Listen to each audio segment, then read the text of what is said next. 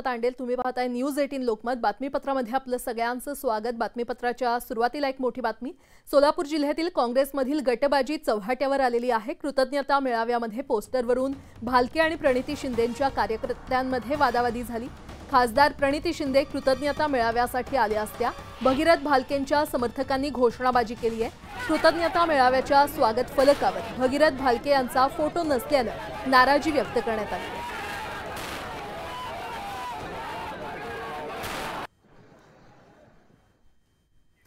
बातमीपत्रामध्ये आता पाहणार आहोत प्रत्येक जिल्ह्यातली बातमी अतिशय वेगवान स्वरूपात। बातमी 36 जिल्ह्यांची या बुलेटिनमध्ये सुरुवात करूयात। नाशिकमध्ये मुसळधार पावसाने हजेरी लावली। पहिल्याच जोरदार पावसात अनेक ठिकाणी पाणी साचलेलं दिसून आलं। उड्डाणपुलांवरील पाणी साचल्याने वाहन चालकांना वाहने चालवताना कसरत करावी लागत होती। कल्याण डोंबिवलीमध्ये जोरदार पावसाने हजेरी लावली। दुपारी अचानक ढग दाटून आले आणि अचानक पावसाला सुरुवात झाली, त्यामुळे वातावरणात सुखद गारवा निर्माण झाला होता। सिंधुदुर्गच्या कणकवली, कुडाळ आणि सावंतवाडीसह अनेक भागात पाऊस सुरू झालाय। जोरदार पावसाने अनेक भागात पाणी साचल्याचं दिसून आलं, तर हवेतही सुखद गारवा निर्माण झालाय। कोल्हापुरात अद्यापही अपेक्षित पाऊस नसल्याने बळीराजा चिंतेत आहे। पावसाची प्रतीक्षा करत बळीराजाने अखेर पेरणी केली आहे, मात्र पाऊस लांबल्यास दुबार पेरणीची भीती शेतकऱ्यांना आहे। अगोदर महागाईने शेती परवडत नसताना दुसऱ्या बाजूला निसर्गाने साथ दिली नाही, तर यावेळी शेतकरी मोठ्या संकटात सापडणार आहेत। मालेगाव, मनमाड, चांदवडसह नाशिक जिल्ह्यातील बहुतांश भागात सलग 3 दिवस जोरदार पाऊस झालेला आहे। शेतकऱ्यांनी मका आणि मूगसह इतर पिकांची पेरणी करायला सुरुवात केली आहे। नागपूर ते अमरावती महामार्गावरील चामुंडे एक्सप्लोजिव्ह कंपनीमध्ये स्फोट झाला। या स्फोटामध्ये 5 जणांचा जागीच मृत्यू झालाय, तर 7 जण जखमी झालेले आहेत। स्फोट झालेल्या युनिटमध्ये फटाक्यांना लागणाऱ्या वातींचं पॅकेजिंग करण्यात येत होतं। दुपारी जेवणाच्या सुट्टीमध्ये हा स्फोट झाला। नागपूरच्या धामणीमध्ये झालेल्या स्फोटाच्या ठिकाणी दहशतवाद विरोधी पथक देखील दाखल झालंय। इथे झालेल्या स्फोटाचा दहशतवाद्याच्या अँगलने देखील तपास केला जाणार आहे। एटीएस कडून चौकशी सुरू करण्यात आली आहे। हतनूर धरणाच्या नव्या 8 दरवाजांचं काम गेल्या 15 वर्षांपासून प्रलंबित आहे आणि त्यामुळे धरणात मोठ्या प्रमाणात गाळ साचतोय। गाळ काढण्याच्या धोरणामध्ये हतनूर धरणाचा समावेश करण्यात आला होता, मात्र याबाबतच्या टेंडरला कुठलाही प्रतिसाद न मिळाल्यानं हतनूर धरण निकामी होण्याची भीती ज्येष्ठ नेते एकनाथ खडसे यांनी वर्तवलेली आहे। नीट परीक्षेतील ग्रेस मार्क मिळालेल्या विद्यार्थ्यांना आता पुन्हा परीक्षा द्यावी लागणार आहे। नीट परीक्षेच्या निकालावर आक्षेप घेत सुप्रीम कोर्टात याचिका दाखल करण्यात आल्या होत्या। या याचिकांच्या सुनावणी दरम्यान ग्रेस मार्क मिळालेल्या 1563 विद्यार्थ्यांना आता पुन्हा परीक्षा द्यावी लागणार आहे। या प्रकरणाची पुढील सुनावणी 8 जुलैला होणार आहे। संग्रामपूरच्या आदिवासी भागातील चिचारी येथील पाण्याची टाकी पडली आणि या घटनेमध्ये जीवितहानी झाली नसली तरी टाकीच्या आवाजाने गावात दहशत पसरली होती। शासनाच्या जलजीवन मिशन योजनेच्या निकृष्ट दर्जाच्या बांधकामाने ही घटना घडली असून टाकी बांधकामात घोटाळा करणाऱ्यांवर 24 तासात कारवाईची मागणी होती। अकोला जिल्ह्यातील ज्वारी खरेदीची मर्यादा संपल्याने शासकीय ज्वारी खरेदी केंद्र बंद करण्यात आले आणि त्यामुळे शेतकऱ्यांना प्रति क्विंटल 1000 रुपये कमी दराने ज्वारीची विक्री करावी लागते। त्यामुळे ते आर्थिक अडचणीत सापडले असून शासनाने मुदतवाढ देऊन संपूर्ण ज्वारी खरेदी करावी अशी मागणी होती आहे। रत्नागिरीच्या राजापूर परिसरात जोरदार पावसाने हजेरी लावलेली आहे। यावेळी मुंबई गोवा महामार्गावरील हतिवले टोल नाक्याजवळ पुराचं पाणी साचलं असून वाहन चालकांची दमछाक होते।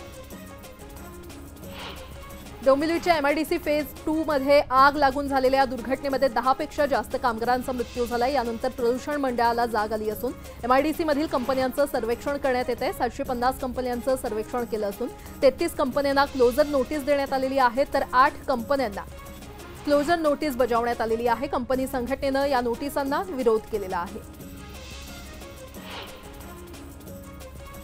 बुलढाण्याच्या संग्रामपूर तालुक्यातील चिचारी गावात पाण्याची टाकी कोसळली। यामध्ये कोणतीही जीवितहानी झाली नसून टाकी कोसळल्याने झालेल्या आवाजाने ग्रामस्थांमध्ये भीतीचं वातावरण निर्माण झालं होतं।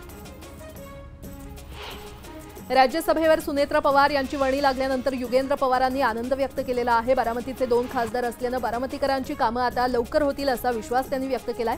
युगेंद्र पवारांचं नाव विधानसभेसाठी कार्यकर्त्यांनी पुढे केलं होतं। याबद्दल त्यांना विचारलं असता तरुणांमध्ये निवडणुकीच्या निकालानंतर उत्साह आहे आणि त्यामुळे त्यांनी माझं नाव साहेबांना सांगितलं असावं असं त्यांनी म्हटलं।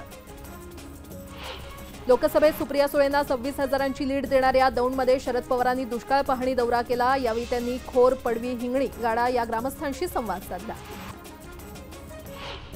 पावसामुळे झालेल्या नुकसानीची पाहणी करण्यासाठी खासदार शाहू छत्रपती महाराज शेतकऱ्यांच्या बांधावर पोहोचले। शाहू छत्रपती महाराजांनी तमनाकवाडा हनबरवाडी आणि बेरडवाडी या गावातील अतिवृष्टीमुळे नुकसान झालेल्या शेतीची पाहणी केली आणि नुकसानग्रस्त शेतकऱ्यांची भेट घेतली।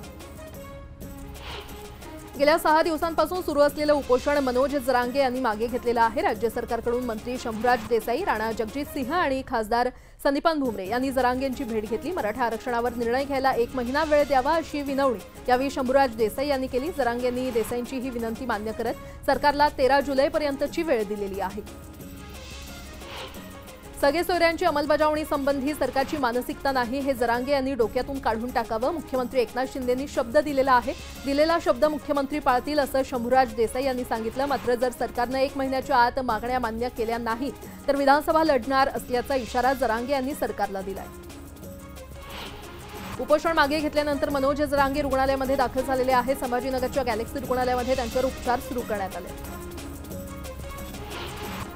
राज्यात काही ठिकाणी दुष्काळ आहे आणि त्यामुळे ठरवलं लोकांशी बोलावं, अडचणी जाणून घ्याव्या। दुष्काळ पाहायला आलो आणि पाऊस सुरू झाला। पाऊस आणि माझं नातंच वेगळं आहे असं म्हणत शरद पवार यांनी 5 वर्षांपूर्वी साताऱ्यातील सभेत झालेल्या पावसाची आठवण करून देत जुन्या आठवणींना उजाळा दिलेला आहे। दरम्यान चोख काम करा, प्रत्येक ठिकाणी तुतारी वाजवा असं सांगत पवार यांनी कार्यकर्त्यांना विधानसभेच्या तयारीला लागण्याचे आदेश दिले। लोकसभा निवडणुकीमध्ये महाराष्ट्रात मिळालेल्या अपयशाची कारणमीमांसा करण्यासाठी आणि विधानसभा निवडणुकांच्या नियोजनासंदर्भात आखणी करण्यासाठी चंद्रकांत पाटील यांच्या उपस्थितीमध्ये कोल्हापुरात बैठक पार पडली। विधानसभेच्या तयारीला लागण्याच्या सूचना यावेळी कार्यकर्त्यांना देण्यात आलेल्या आहेत। माजी राज्यमंत्री कपिल पाटील यांनी भाजपच्या कार्यकर्त्यांशी संवाद साधला। स्वकीयांनी केलेल्या गद्दारीमुळे लोकसभेत पराभव झाला, मात्र ते विसरून पराभवाची मरगळ झटकून पुढील निवडणुकांसाठी जोमानं कामाला लागा असं आवाहन त्यांनी कार्यकर्त्यांना केलं। अमोल मिटकरींनी तोंड मिटायला हवं आणि सूरज चव्हाणांनी आपला सूरज कसा योग्य दिशेनं उगवेल हे बघितलं पाहिजे असा टोला प्रवीण दरेकर यांनी लगावलाय। आरएसएस ही भाजपची पितृतुल्य संस्था असून त्यावर भाष्य करण्याची आवश्यकता नाही। भाजपकडून कुणी राष्ट्रवादीला काही बोललेलं नाही असं त्यांनी स्पष्ट केलं। सुनेत्रा पवार यांनी राज्यसभेसाठी उमेदवारी अर्ज दाखल केला। यावेळी अजित पवार आणि भुजबळ देखील उपस्थित होते। सुनेत्रा पवार भाजपच्या कोट्यातून राज्यसभेवर जाण्याची शक्यता आहे। सुनेत्रा पवार यांना राज्यसभेची उमेदवारी मिळाल्यानंतर बारामतीच्या काटेवाडीमध्ये राष्ट्रवादीच्या कार्यकर्त्यांनी जल्लोष केला। गुलालाची उधळण करत जोरदार घोषणाबाजी करण्यात आली। राज्यसभेसाठी राष्ट्रवादीकडून सुनेत्रा पवार यांना उमेदवारी देण्यात आली। त्यानंतर इच्छुक उमेदवार छगन भुजबळांना पुन्हा डावलल्यानं ते नाराज असल्याच्या चर्चा रंगल्या। मात्र मी नाराज नाही, सुनेत्रा पवारांच्या नावाचा निर्णय सर्वानुमते झाला अशी प्रतिक्रिया छगन भुजबळ यांनी दिली आहे। राज्यसभेसाठी मी इच्छुक होतो, पण प्रत्येक गोष्ट मनासारखी होईल असं नाही, पक्षाचा निर्णय मान्य करावा लागतो असं भुजबळ म्हटलं। सुनेत्रा पवार यांना दिलेली जागा ही राष्ट्रवादीची जागा आहे। महायुतीमधील सर्वांचं त्यांना समर्थन आहे, मात्र महायुतीमधून हा नाही गेला तो नाही गेला या चर्चांना काही अर्थ नसल्याचं म्हणत राज्यसभेच्या जागेवरून महायुतीमध्ये कोणतीही नाराजी नसल्याचं चंद्रशेखर बावनकुळे यांनी स्पष्ट केलं। वाशिमच्या रिसोड शहरातील पूर्वेश्वर नगर येथील नागरिकांनी नगरपरिषदेसमोर धरणे आंदोलन केलं। रस्ते, नालेसफाई आणि पाणी पुरवठा यासारख्या मूलभूत सुविधा नगरपरिषद उपलब्ध करून देत नसल्यानं नागरिक त्रस्त झाले। जामनेर येथील बालिकेवर झालेल्या अत्याचाराच्या घटनेविरोधात आदिवासी समाज आक्रमक झालाय। आदिवासी समाजाच्या वतीनं तहसील कार्यालयावर निषेध मोर्चा काढत नराधमाला तात्काळ अटक करून फाशीची शिक्षा द्यावी अशी मागणी करण्यात आली आहे। या मागणीचं निवेदन तहसीलदारांना देण्यात आलं। नागपूर गोवा शक्तीपीठ महामार्गाविरोधात सांगलीमध्ये आंदोलन करण्यात आलं। शेतकरी आणि सामाजिक संघटनांनी एकत्र येत राज्य सरकारकडून शक्तीपीठ महामार्गासाठी जमीन संपादित करण्यासाठी जारी करण्यात आलेल्या अधिसूचनेची होळी करण्यात आली। धाराशिवच्या भूममध्ये मराठा समाजाच्या महिलांनी उपजिल्हाधिकारी कार्यालयावर धडक मोर्चा काढत सरकार आणि विरोधी पक्षाला साडी चोळी बांगड्यांचा आहेर दिला। मराठा आरक्षणाच्या मागणीसाठी हे आंदोलन करण्यात आलं। 6 वर्षीय बालिकेवर अत्याचार आणि हत्येप्रकरणी जामनेरमध्ये आदिवासी समाज आक्रमक झाला। आरोपीला तात्काळ अटक करून फाशीची शिक्षा द्या अशी मागणी करत निषेध मोर्चा काढण्यात आला। हिंगोलीच्या कळमनुरी तालुक्यातील मुंढळ गावात महिलांनी ठिय्या आंदोलन करत दारू विक्री बंद करण्याची मागणी केली। दारूमुळे अनेकांची घरं उद्ध्वस्त झाल्यानं ही दुकानं बंद करा अशी मागणी त्यांनी केली। मुंबईच्या मालाड पश्चिममध्ये एक धक्कादायक प्रकार समोर आलेला आहे। ऑनलाईन मागवलेल्या आईस्क्रीममध्ये मानवी बोट सापडले। याबाबत मालाड पोलिसात तक्रार देण्यात आली असून पोलीस अधिक तपास करतायत। छत्रपती संभाजीनगर ग्रामीण पोलिसांचे विविध ठिकाणांहून 48 गोवंशांची सुटका केलेली आहे। 5 ठिकाणांवर कारवाई करत पोलिसांनी गोवंश ताब्यात घेतलेत। ताब्यात घेतलेले गोवंश गोशाळेमध्ये रवाना करण्यात आले असून दोषींवर गुन्हा दाखल करण्याची प्रक्रिया सुरू आहे। आमरस खाल्यानं सुमारे 15 जणांना विषबाधा झाल्याचा प्रकार सांगलीच्या जत तालुक्यातील अंकले येथे घडलेला आहे। अंकले गावातील एका कौटुंबिक कार्यक्रमामध्ये आमरसाचं जेवण होतं आणि त्यावेळी हा प्रकार घडला। नागपुरात पूर्ववैमनस्यातून धारदार शस्त्रानं वार करत तरुणाची निर्घृण हत्या करण्यात आली। सुजल बाबासाहेब कांबळे असं मृत तरुणाचं नाव असून तो वारे वासाहत या परिसरात राहणार आहे आणि या प्रकरणी पोलीस अधिक तपास करत आहेत। हिंगोलीच्या खंडाळ्यामध्ये शेतात काम करण्यासाठी गेलेल्या शेतकऱ्यावर रानडुकरानं हल्ला केल्याची घटना घडली आहे। या हल्ल्यामध्ये शेतकऱ्याच्या दोन्ही पायाला गंभीर दुखापत झाली असून त्याच्यावर उपचार सुरू आहेत। पुण्यामध्ये अंमली पदार्थ तस्करी प्रकरणात वादग्रस्त ठरलेले डॉक्टर संजीव ठाकूर यांनी सोलापुरातील डॉक्टर वैशंपासन स्मृती शासकीय वैद्यकीय महाविद्यालयामध्ये डीनचा पदभार स्वीकारला। दरम्यान पुणे प्रकरणात आरोपी हॉस्पिटलला आल्यानंतर पोलीस कस्टडीमध्ये होता, त्यामुळे ही जबाबदारी हॉस्पिटल अधीक्षकाची होती असं स्पष्टीकरण त्यांनी दिलं। अहमदनगरमधील निर्मळ पिंपरी ट्रकला अडवत चालकाला मारहाण करून बटाट्यानं भरलेला ट्रक पळवणाऱ्या एका आरोपीला लोणी पोलिसांनी गजाआड केलंय। ट्रकसह 28 लाखांचा मुद्देमाल देखील हस्तगत करण्यात आलाय। दोडामार्ग तालुक्यातील तिलारी घाटातील दाट धुक्यांचा अंदाज न आल्यानं एक कार संरक्षक कठड्यावर चढून अपघात झाला।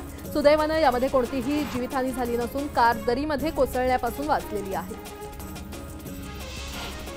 छत्रपती संभाजीनगरमधील घाटी रुग्णालयामध्ये एक धक्कादायक प्रकार उघडकीस आलेला आहे। प्रसूतीनंतर अवघ्या काही तासांनी महिलेनं घाटी रुग्णालयातून पळ काढत 500 मीटर अंतरावर नुकत्याच जन्मलेल्या नवजात मुलीला टाकून दिलं। जिल्हा रुग्णालयातील सुरक्षा रक्षक आणि कर्मचाऱ्यांनी तासाभरात शोध घेत या बाळाला पुन्हा सुखरूप रुग्णालयामध्ये आणून उपचार केले। अहमदनगरमध्ये एका परप्रांतीय युवकाला ग्रामस्थांनी चांगलाच चोप दिलाय। चोरीच्या उद्देशानं घरात घुसणाऱ्या युवकाला पकडून ग्रामस्थांनी पोलिसांच्या ताब्यात दिलं। यासोबतच इतरही काही महत्त्वाच्या बातम्या आपण पाहणार आहोत। तुर्तास एक छोटासा ब्रेक घेऊन लगेचच परत येतोय। पाहत रहा न्यूज 18 लोकमत।